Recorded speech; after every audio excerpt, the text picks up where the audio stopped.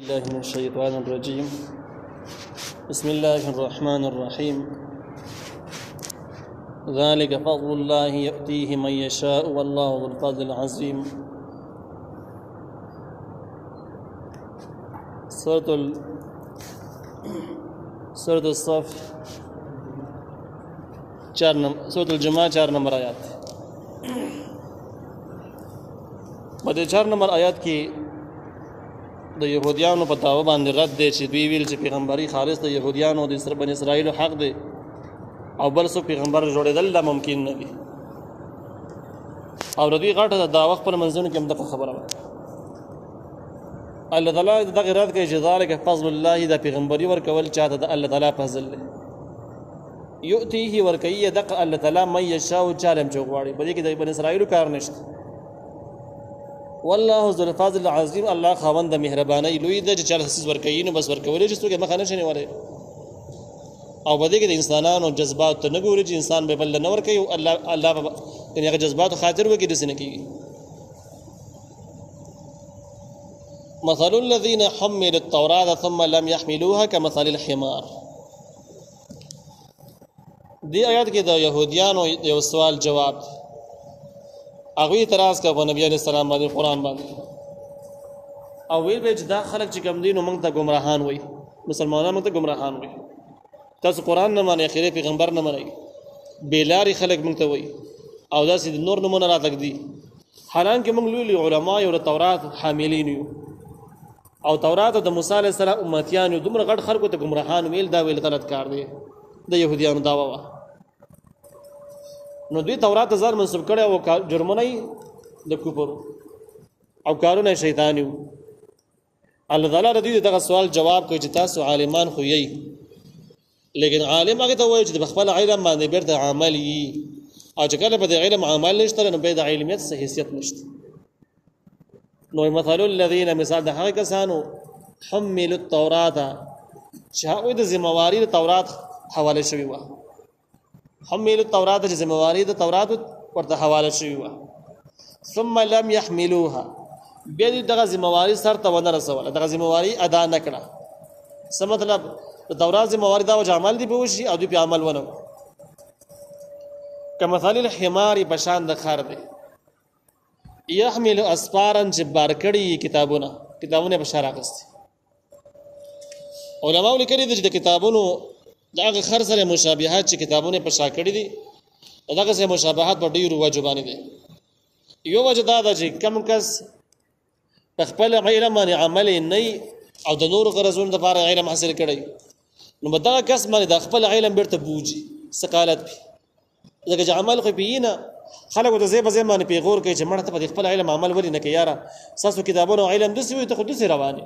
نو د خپل علم به بیرته بوجي چې دا مې کړي نه مې خبره خلکو پر تفیغور خو نه کوله.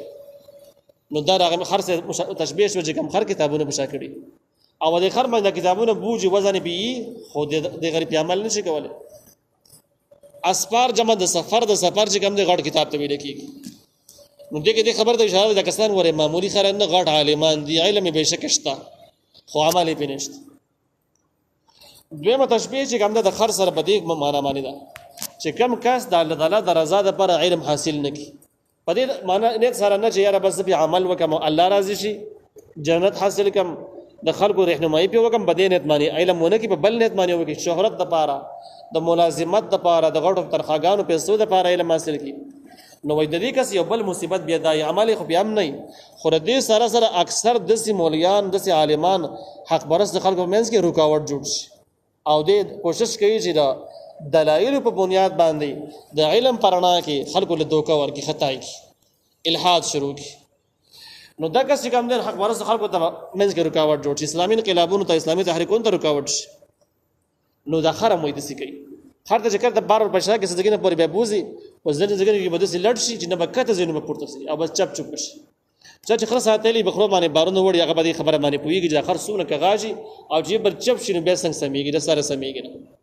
نو دغه شان د هغه سړی چې کوم د الله رضا د لپاره علم نه حاصل کړي نو دا یو د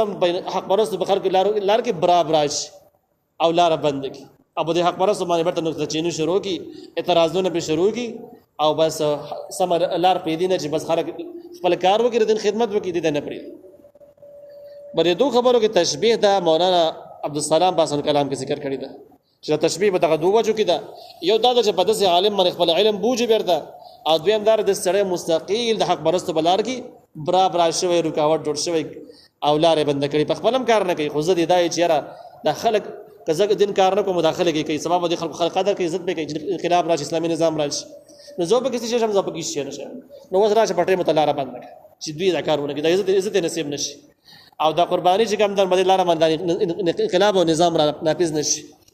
نو وای دا همیشه د پاره چې کوم خلک حق پرست نه هغه خلکو کار دی چې د حق پرست بلار کې بیا رکاوټ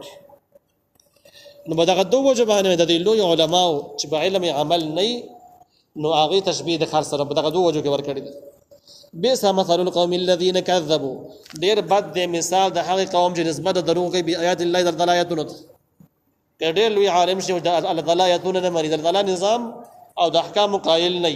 دغه خلکو مثال ډیر بد دی والله لا يهدي القوم الظالمين الله هدایت نه کوي قوم ظالم ته چې سره د پوی نه د حق پرسته بلار کې رکاوټ جوړيږي غټ ظالم دی او دې ظالم ته الله تعالی سره هدایت بیا کوي نو دغه شان کې بچا په دار باندې خاتمه هم کیږي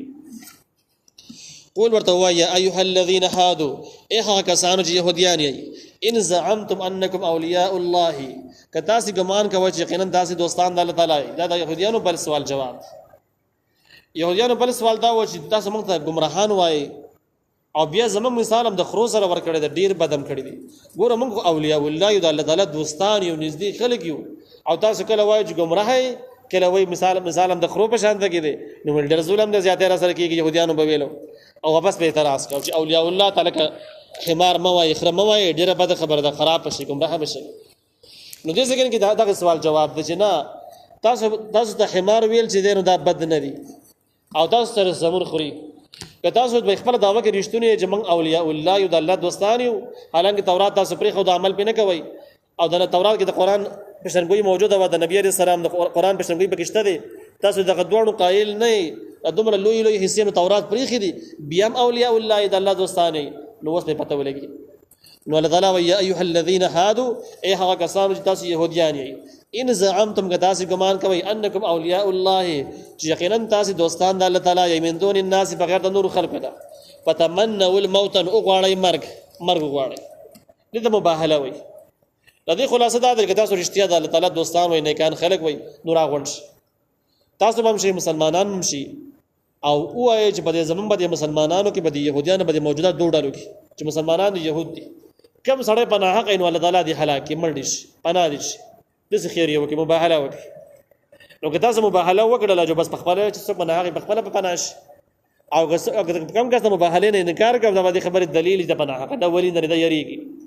او دا د ولایت خبرې پکې نشته نو وای تاسو وګورئ مرګ خیر وکړي ان کنتم صادقین که تاسو رښتونی یې نو د ښکاره خبره ده چې يهود ته خپل ځان معلومه چې اولیاء الله د سره نو خلکو له خالص دوکا ورکول به دغه نمونه باندې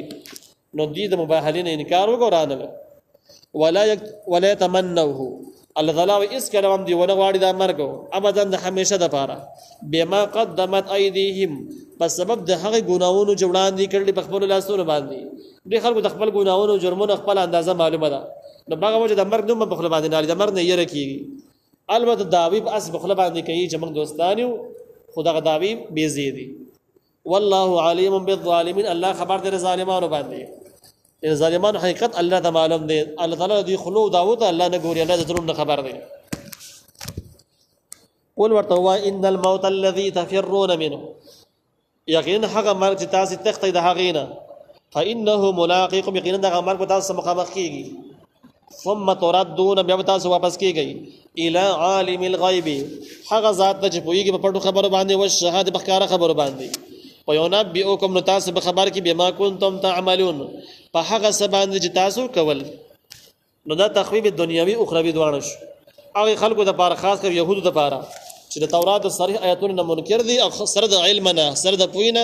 زد د وجر د قران نه منکر دي او د نبی رسول الله د رسالت نه منکر دي هغه د پاره خبرداري ده چې تاسو مرګ خامخ ترازی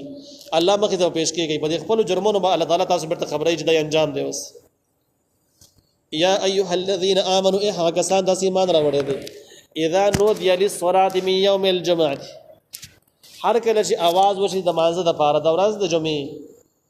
دا یهودو د دریم سوال جواب او دریم سوال دا و د يهوديانو چې موږ د یوم السبت احترام کوو او د خالد ورځ احترام چې کوم دې په موږ لازم دی موږ کوو نو لہذا او تاسو د ورځ اړوشتره نه تاسو احترام وکړئ یو خبره ده بل د خالد ورځ احترام نه کوي نو مطلب دا مجرمان وي پاسماني کتابونو عمل نشته دي نو دا سوال دی جوړاو یو دا چې مسلمانان کمزوري ثابت کی چې د خالد ورځ احترام وکړي نشته دویم دا چې تاسو د پاره د ورځ اړولشته نه تاسو احترام وکړي دا غي جواب دې ذکر شو چې نه زمونږ د پاره د جمعې ورځ او د جمعې ورځ اکثرو کتابونو بخاری مسلم روایتونو معلومیږي چې د جمعې ورځ احترام په ټولو امتونو باندې پارځو په يهوديانو باندې مو په عیسایانو باندې په ټولو امتونو باندې لیکن دې خلکو تحریف او دوی مدرسه وکړه جمعې ورځ یې پرې خو د بل ورځ انتخاب کړه او به سوال وکړه الله نه چې بس زموږ د پاره د بل ورځ انتخاب شي د پیغمبر په دعا سره ورځ بیا بدل شوی دا خو اصلي کې اصل کې بنیاد تبر د جمعې ورځ و تدویر تحریف د وجنه او د بغاوت د وجنه د جمعې ورځ منتقل شوله خالی اتوار ته لاړل د ځین خلکو اتوار شو ځین خلکو خالی شو او مسلمانان چې کوم دي هغه الله تعالی توفیق ورکړي د جمعې ورځ باندې کلک پاتې شو جمعې ورځ مناوي نو هغه مسلمانانو حال اوس په حال بیا په خطر کې دي چې هغه د جمعې ورځ نه کوشش کوي چې جمعې ورځ مناوهلو سلسله ختم کړي هغه نه د جمعې ورځ چوټي چې کوم دا هغه خبره پکې رااله چې چوټي ورځ جمعې ورځ بدل شول اتوار ته نو اصل کې دا مناوهلو یو انداز دی چې ګویا موږ د جمعې ورځ د مناوهلو قائل نه یو مثال په تور باندې دا څنګه کې معاملات شو ټول حساب کتاب شو نو سرکاري عظمت او احترام وس هم په ډیرو وطنونو کې جمعې ته حواله نه دی او جمعې ورځ نه مناوهل کیږي البته خلک انفرادي تور باندې بیا پورا مناوهي مذهبي خلک دینی خلک چې کوم نه جمعې ورځ باندې ټیک ټاک جمعې مازه تسي جامعه غوندي احترام کی قدر عزت کوي البته ځینې صاحب اقتدار خلکو دغه ورځ لا وس پورې حال هم قائل نه دي نو د بخاری د مسلم د روایتونو پته لګیږي چې تر خلکو علامات چې کوم خلکو جمعې د ورځې د مناولو توفیق په نصیب کې نشته لکه څنګه يهود او عیسایانو فاسعوا الى ذکر الله تاسو منډي وای ذکر د الله تعالی فاسعوا مراد پورا اهتمام د تاسو کله اذان وشي نو تاسو پورا په اهتمام سره جماعت تلاړ شي اوله خبر دي چې دا د جمعې ورځې اذان کم اذان یادي اولنې یادي کې دویم یادي او مده کې صحیح تحقیق دا دی کوم چې دې من تقریبا د اهل سنت والجماعت اتفاق چې دا د دینه مراد د اولنې اذان دی